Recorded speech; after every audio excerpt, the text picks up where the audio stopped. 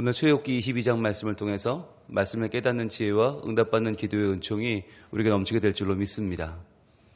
우리가 지금 출애굽기 20장의 10계명 그리고 그 이후에 21장, 22장 계속해서 10계명의 내용을 풀이해주는 각조와 해설을 보고 있습니다.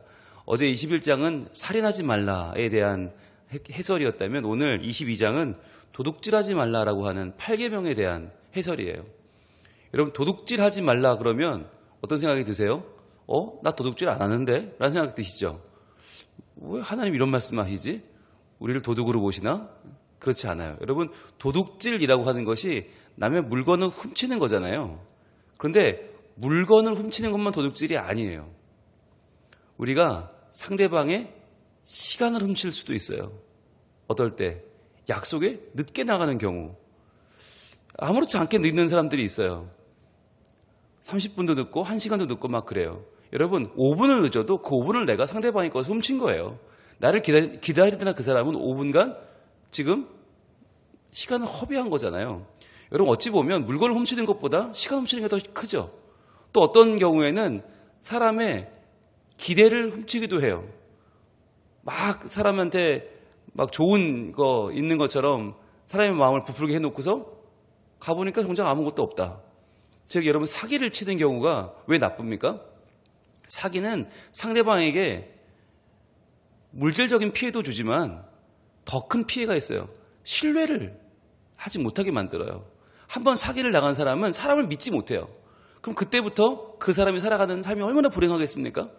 그러니까 여러분, 도둑질하지 말라는 단순하게 상대방의 물건을 훔쳐오지 말라는 이야기가 아니라 상대방의 삶을 마치 나의 삶처럼 소중히 여기란 말이에요. 그래서 상대방이 세상을 믿고 신뢰하면서 행복하게 살 수 있도록 내가 도와주란 이야기예요. 이것은 굉장히 고차원적인 말씀이에요. 오늘 그 말씀에 대한 구체적인 내용을 좀 볼 거예요. 그래서 내용을 보다 보면 여러분들 아마 깜짝 놀라실 거예요. 아니, 하나님이 이렇게까지 우리의 삶에 정말 세세한 부분까지 말씀하시나? 왜 그럴까요? 여러분, 율법은 그 내용의 핵심이 사랑이에요. 사랑. 그런데 그 사랑은 추상적인 사랑이 아니에요. 아주 구체적이에요. 아주 세밀해요. 왜냐하면 우리가 하나님을 믿는다고 할 때 그 믿음은 우리의 삶을 통해 드러나야만 하는 것이기 때문입니다. 그래서 율법이 무엇을 말하든가 예배 잘 드려라, 기도 열심히 해라, 그거 말하는 게 아니에요. 살아가면서 서로 간에 신뢰를 지켜라. 서로 살아가면서 상대방을 배려해라. 서로 상대방의 행복한 삶을 너희가 서로 지켜주어라 라고 하는 말씀을 하시는 거예요. 볼까요? 오늘 7절부터 보겠습니다. 여러분, 6절까지의 내용, 도둑질에 대한 내용이 1절부터 6절까지 나오는데 그 내용이 시즌1에 잘 설명되어 있으니까 시간을 내셔서 꼭 하루 한 장 시즌1 출애굽기 22장을 꼭 들어보시길 바라요. 7절부터 보겠습니다. 오늘은 자, 사람이 돈이나 물품을 이웃에게 맡겨 지키게 하였다가 그 이웃집에서 도둑을 맞았는데 그 도둑이 잡히면 갑절을 배상할 것이요, 이렇게 말해요. 여러분, 말씀드렸죠? 제가 참 세세하다고. 물건을 훔치는 것만 얘기하는 게 아니라 물건을 맡겼는데 그 물건이 없어졌다. 이것까지도 하나님이 오늘 이 출애굽기 22장의 율법에 다루고 계시는 거예요. 그렇다면 물건을 맡겼는데 없어지는 경우가 어떤 경우일까요? 여러분, 이 당시에는요, 광야잖아요. 은행이 없죠. 은행이 없어요. 돈을 맡길 데가 없어요. 귀중품을 보관할 데가 없어요. 그런데 보관할 일이 생기면 뭐 어디를 다녀온다든지 그러면은 다 들고 갈 수가 없으니까 어떻게 해요? 맡겨야 되잖아요. 그럼 그 맡길 때 누구한테 맡기겠어요? 당연히 가장 가까이 있는 이웃에게 맡기겠죠. 여기서 말할 때 이 물품이라고 하는 말, 물품이 원어를 보니까 켈림이라고 하는 말인데 켈림은 그릇들을 말해요. 그릇. 이 당시에 그릇이 굉장히 큰 재산이었던 것 같아요. 어찌 보면 그릇 말고는 재산이랄 것도 없는 그런 사람들인 거예요. 그릇. 근데 그 그릇이 맡겼는데 보니까 깨져 있다. 맡겼는데 보니까 없어졌다. 맡겼는데 보니까 이가 막 나가 있더라. 그러면 그럴 경우 어떻게 해야 될 거냐? 여러분, 그런 부분까지 하나님이 지금 우리한테 말씀해 주고 있는데 여러분, 어찌 보면 이 말씀이 아이고 참 우리가 따를 만한 그런 이 현대의 말씀이 아니라 너무 옛날 구닥다리 말씀은 아닌가라는 생각도 들어요. 왜 우리는 요즘 어디 가는데 그릇을 맡기지 않잖아요. 옆집에 그릇 맡겼는데 그릇이 깨졌다고 해서 그것으로 막 문제가 생기지 않잖아요. 근데 이게 무슨 말이냐면 여러분 최근에 두 가지 기사를 보셨을 텐데 하나는 음식을 만드는 회사에서 너무 비위생적으로 그 음식을 만들어가지고 사람들이 야 어떻게 이런 대기업이 이렇게 음식을 함부로 만들지라고 깜짝 놀란 적이 있어요. 그래서 야 그 음식을 불매하고 막 그 음식에 대해서 지금 막 다 수거하고 이런 정책을 펼치고 있어요. 이게 뭐냐면 일종의 음식을 만드는 회사라면 사람들이 그 회사에 무엇을 맡기는 것입니까? 우리의 음식을 대신 만들어 줄 수 있는 우리의 믿음을 맡긴 거예요. 적어도 음식 만드는 대기업이면 이 정도는 잘 만들어 주겠지. 그런데 보니까 영상을 보니까 전혀 그렇지 않은 거예요. 너무 형편없이 만들어. 그러면 그때 우리는 실망하게 되고 무엇을 뺏게 된 거예요? 우리에게 맡겼던 그 신뢰를 지금 잃어버리는 거예요. 그럼 우리는 야 이거 밖에서 못 먹겠다. 야 외식하지 말아야겠다. 야 이거 물건 사 먹으면 안 되겠다. 먹을 것 가지고 우리가 실망하게 되면 그때부터는 엄청나게 큰 실망이 오죠. 또 한 가지의 기사는 세관 공무원들, 나라의 공무원들이 일과 시간에 너무너무 태만하게 일하는 장면을 그 내부에서 찍은 거예요. 내부 고발자가 찍어서 영상을 공개해버렸어요. 그랬더니 세관이 얼마나 중요한 역할을 해요. 그런데 일과 시간에 아무 일도 안 하고 그냥 다 핸드폰 보고 게임하고 놀고 있는 거. 그걸 발견하고는 경찰 조사가 시작되기 전에 그 사람들 다 다른 부서로 전보 조치하고 다 싹 바꿨다고 하더라고요. 왜 이런 일이 벌어지죠? 여러분 이게 맡긴 것이에요. 국민이 공무원에게 맡겼어요. 적어도 당신들이 우리를 대신해서 이 나라가 잘 돌아갈 수 있도록 지켜달라고 하는 책임을 맡긴 거예요. 그런데 그 맡긴 책임을 그들이 소홀히 한 거죠. 그러니까 오늘 이 말씀은 7절 말씀은 내가 맡긴 그릇을 잘 보관했냐 이 문제만이 아니에요. 전체 사회를 바라보면서 이 사회가 돌아가는 원리, 즉 서로가 서로를 믿을 수 있느냐는 거예요. 여러분 우리가 농부에게 맡긴 것이 뭐죠? 농부가 농사를 통해서 이 사회의 건강을, 이 사회의 안정을 지켜달라고 부탁한 거예요. 근데 농부들이 만약에 함부로 농약을 막 치고 함부로 자기네가 만들지 않은 것, 기르지 않은 것을 막 외국 거를 막 들여다가 국내산으로 속이고 이러면 어떤 일이 벌어져요? 모두의 건강은 다 해칠 것이고 이 사회는 혼란에 빠지겠죠. 여러분 경찰이 범죄했다 이런 소식을 들으면 우리가 왜 실망합니까? 경찰은 국민을 지켜달라고 우리가 맡겨놓은 책임인데 그걸 버렸다는 거잖아요. 학교에서 교사는 아이들의 책임을 맡은 사람이죠. 그런데 교사가 문제가 생기면 학부모들은 분노합니다. 왜? 믿고 맡겼기 때문에. 어린이집도 마찬가지고 유치원도 마찬가지고. 여러분 교회가 이 사회에서 지탄받는 이유는 뭐예요? 사람들이 교회에 맡긴 게 있어요. 적어도 교회는 하나님 믿는 곳이니 거룩하게 살아달라고 하는 믿음을 맡겼거든요. 근데 그 믿음을 맡겼는데 우리가 거기 부응하지 못하면 사람들이 교회에 실망하는 거예요. 자, 그러니까 오늘 이 말씀은 단순히 맡긴 그릇이 깨졌느냐 수준이 아니라 우리가 사회를 바라보며 믿을 수 있는 사회를 만들고 있느냐, 과연 내가 할 것만 딱 의무감으로 하고 많은 사람, 아니 그것만 해도 좋겠죠. 그러나 그것도 하지 못하고 내 의무를 다하지 못하고 있지는 않는가를 돌아봐야 된다는 거예요. 여러분 이걸 좀 확장해 보면, 영적인 의미까지 보면 우리가 맡은 영혼이 있어요. 하나님 맡기신 영혼이 있어요. 바로 우리의 자녀들이죠. 우리 다음 세대죠. 부모가 다음 세대를 내가 맡겨져서 지금 자녀를 기르고 있는데 그 자녀를 내가 믿음으로 잘 기르고 있는가? 그들이 나를 뛰어넘어 나보다 더 하나님을 잘 섬기는 거룩한 주의 백성으로 내가 지금 기르고 있는가라는 걸 돌아보셔야 돼요. 그렇지 않으면 하나님이 믿고 나에게 맡긴 그 자녀들을 내가 잘 기르지 못한다면 오늘 이 말씀과 똑같아요. 도둑 맞은 거예요. 하나님 나에게 맡겨주신, 나를 믿고 맡기신 그 자녀들이 신앙을 잃어버리고 우리 다음 세대가 하나님이 없다고 말하고 세상으로 떠나간다면 세상에 우리가 이 아이를 빼앗기고 도둑질 당했단 말이죠. 그러면 어떻게 돼요? 도둑이 잡히면 갑절을 배상할 것이요 그랬어요. 잡히면 다행이죠.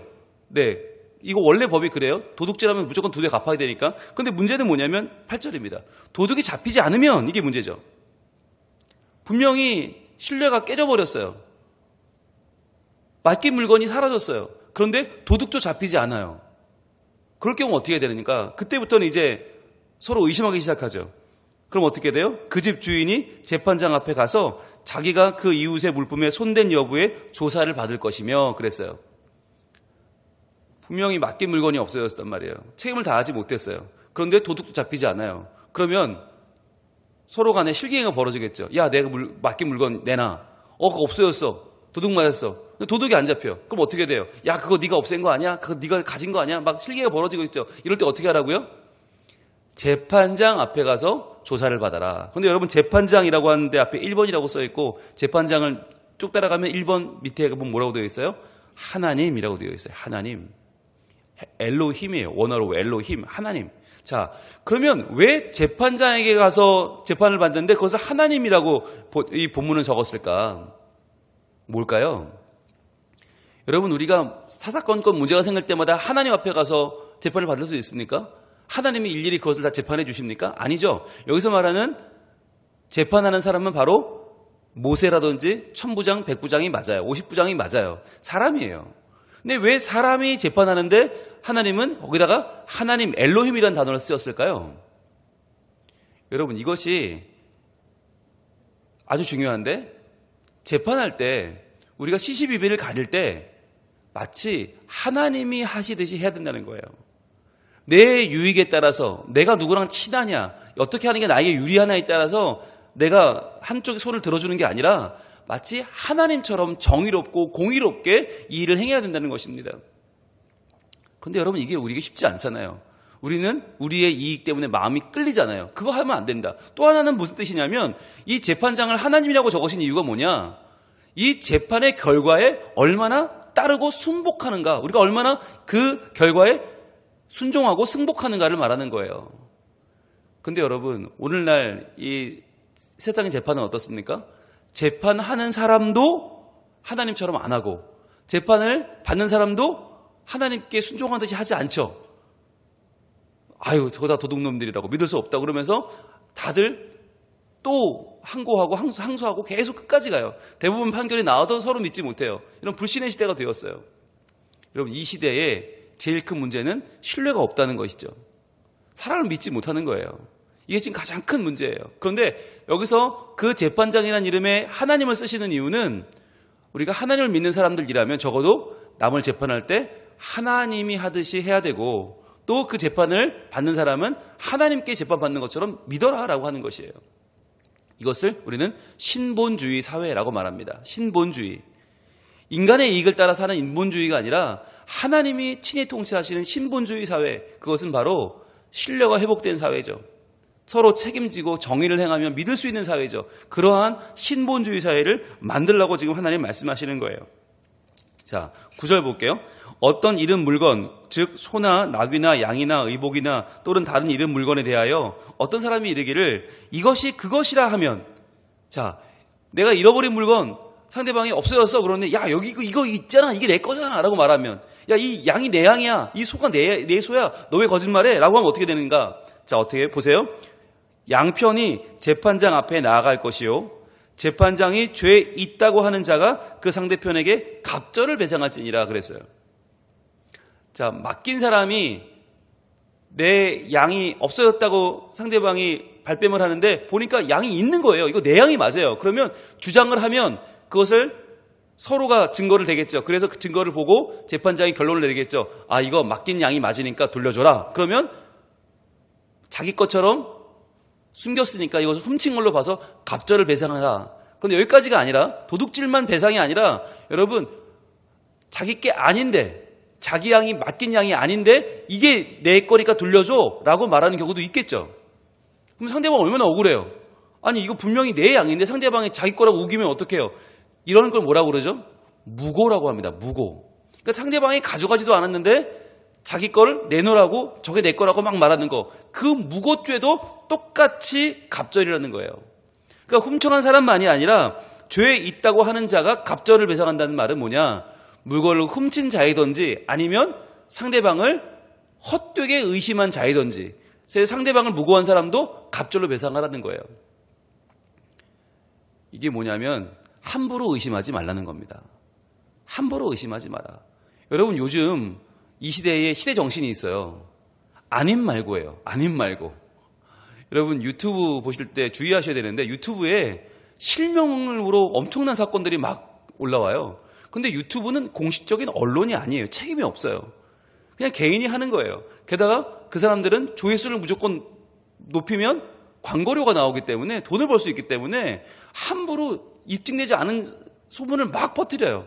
그리고는 나중에 그거 아니라 그러면 뭐라 그래요? 아님 말고 그래. 여러분 그것처럼 무책임한 게 어디 있어요?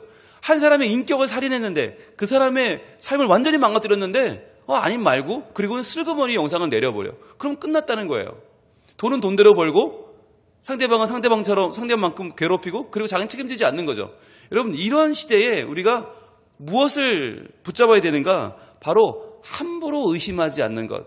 함부로 사람에게 마음에 피해를 주지 않는 것이 중요한 거예요.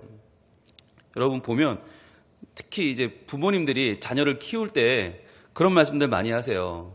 야, 내가 너를 낳은 사람이다. 내가 네 속에 들어갔다 나왔다. 야, 내가 너를 모를 것 같냐? 이런 말을 많이 하세요. 네, 자녀로서는요 미치고 팔짝 뛰는 겁니다.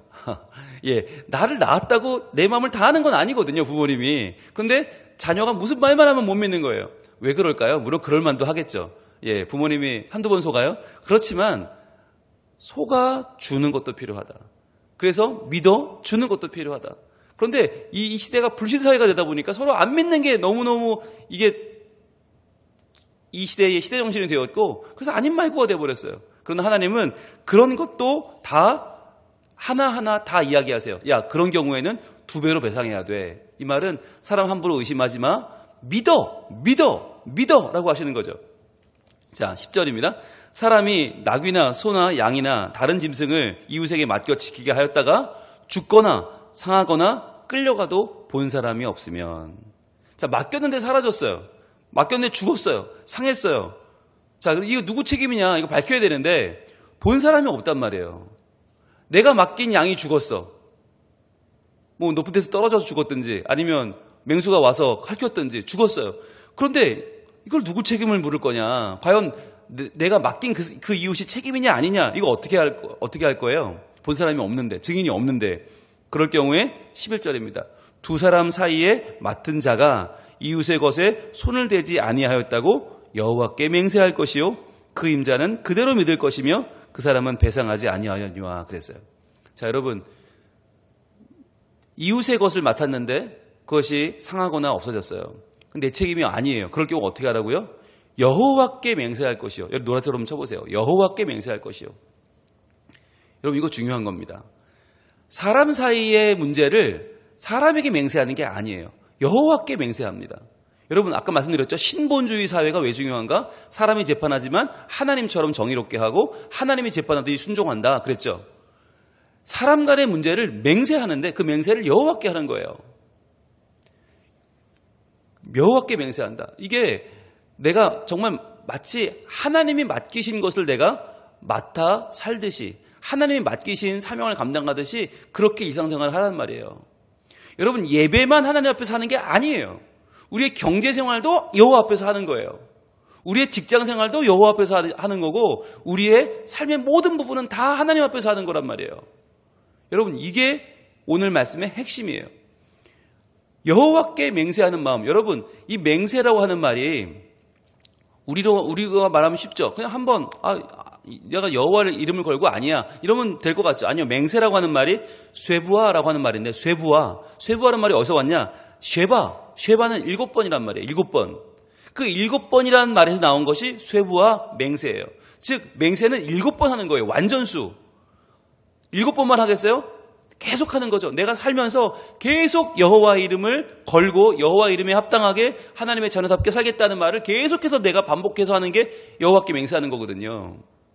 그러니까 어쩌다 한 번 내가 억울함 당할 때 한 번 하나님을 거론하는 게 아니라 내가 매사에 모든 일을 할 때 항상 여호와의 이름을 항상 내 앞에 두고 살아가는 것이에요. 그래서 내가 오늘 출근해요.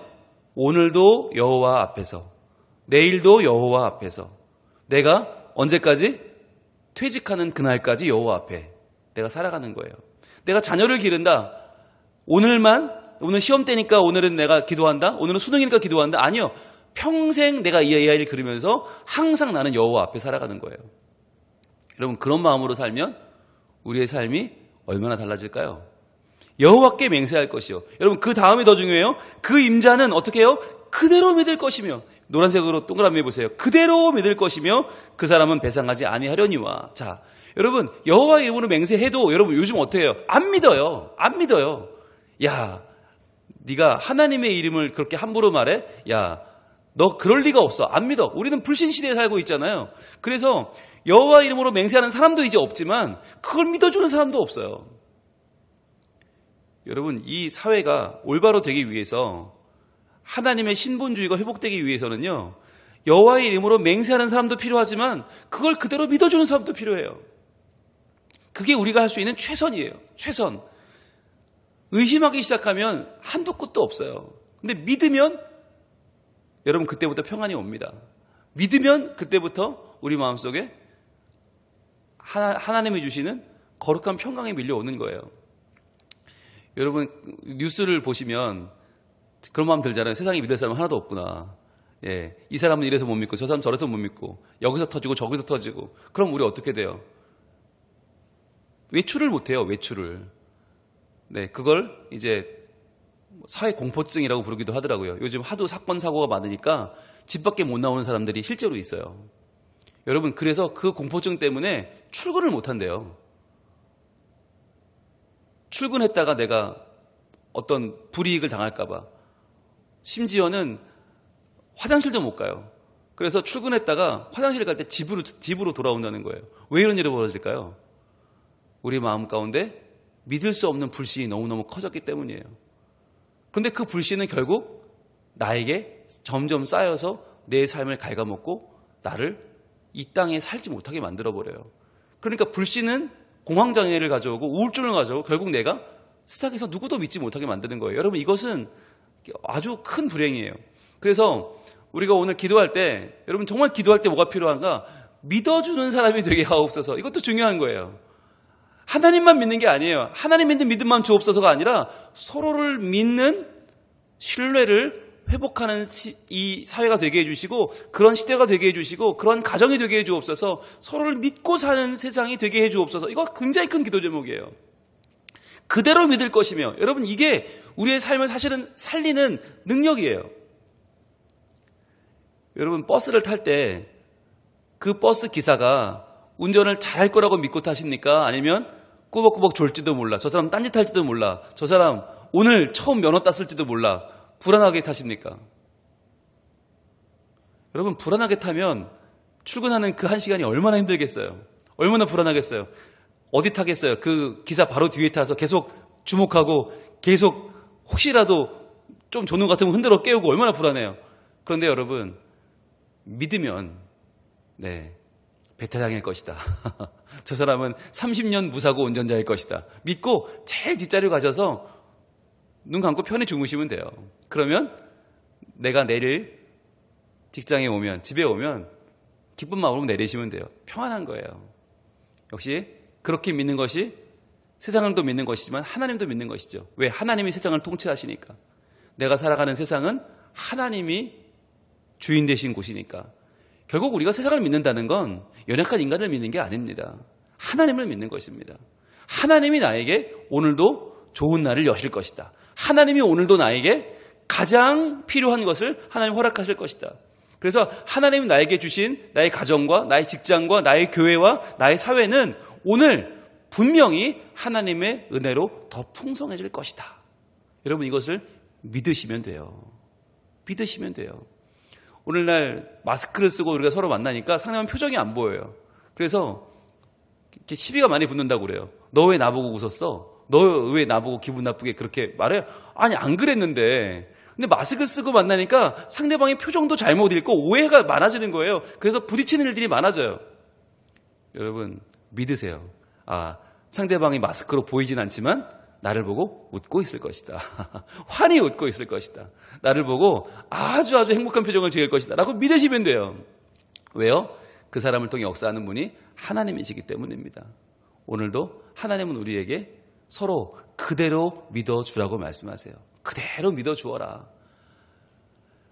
여호와의 이름으로 맹세하는 사회, 그리고 하나님처럼 재판하는 사회, 하나님처럼 순복하는 사회, 하나님처럼 믿어주는 사회가 될 때 이 세상은 하나님이 친히 역사하시는 하나님의 나라가 되고 우리는 주의 백성이 되어서 오늘도 하나님의 은혜를 마음껏 받으며 누리는 하나님의 자녀로 살게 될 줄로 믿습니다.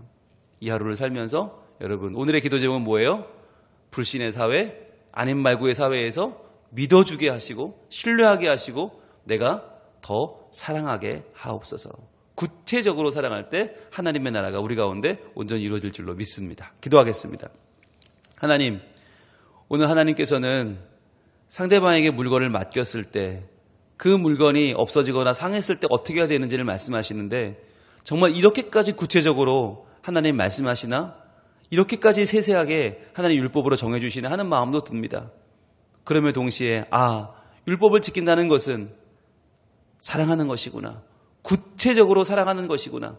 우리의 일상의 작은 것 하나라도 적당히 넘어가지 말고 더 배려하고 더 신뢰하고 더 믿어주며 함부로 사람을 의심하지 않고 끝까지 우리가 하나님의 마음으로 사랑하는 것이구나 라고 하는 것을 깨닫게 됩니다. 하나님, 저희들 이 하루를 살면서 이 불신의 사회를 살면서 더욱 하나님을 믿고 의지하듯이 서로 믿고 사랑하게 하시고 서로 믿어주는 사회가 되게 하시고 그리하여 해서 하나님이 친히 통치하시는, 하나님이 친히 주인 되시는, 하나님이 친히 복주시는 거룩한 하나님 나라를 살아가는 저희들 모두가 되게 하여 주시옵소서. 그렇게 믿고 살아갈 때 더욱 하나님의 은혜를 누리게 하시고 하나님의 감사의 제목이 넘쳐나는 복 있는 삶을 살게 하여 주시옵소서. 예수님 이름으로 기도합니다. 아멘.